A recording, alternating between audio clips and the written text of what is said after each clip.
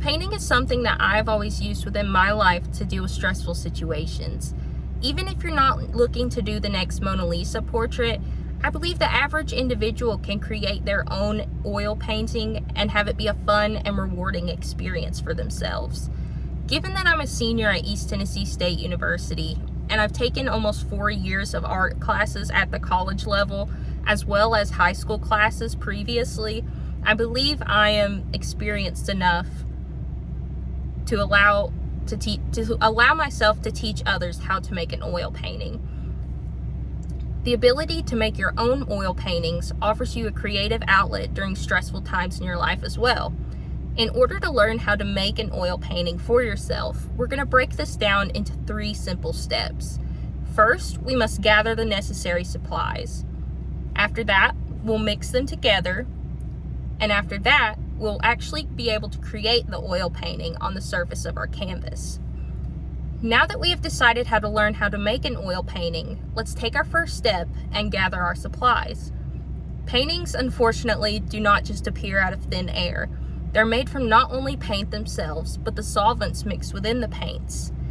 My typical colors are as followed: cadmium yellow, alizarian crimson, cerulean blue, cobalt blue, titanium white, and burnt sienna. After that, we take a look at the solvents we need to mix with our paints. These solvents are not only what thin our paints, but hasten the drying times, given that the average oil painting takes anywhere from 3 weeks to 3 years to dry completely.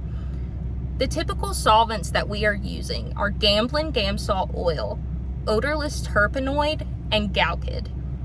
Now that we have collected our supplies to make our oil painting, we must mix them together to achieve our wanted colors.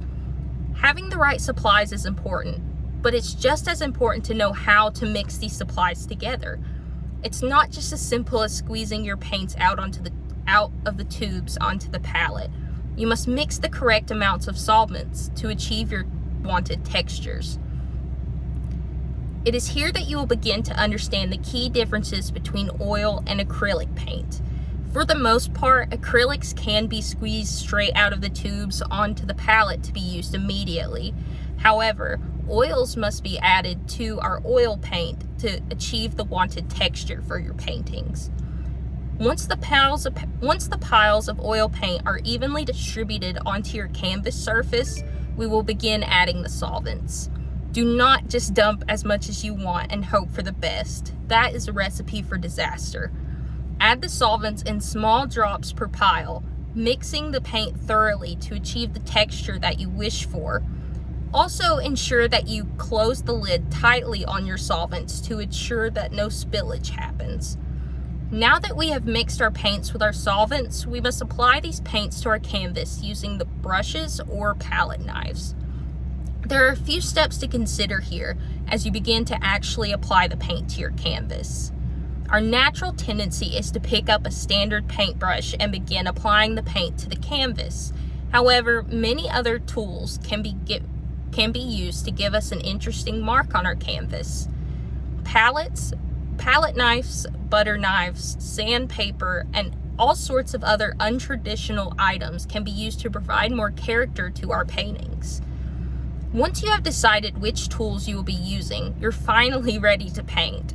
Simply use the tool to pick up your paint off the palette and apply it to your canvas surface.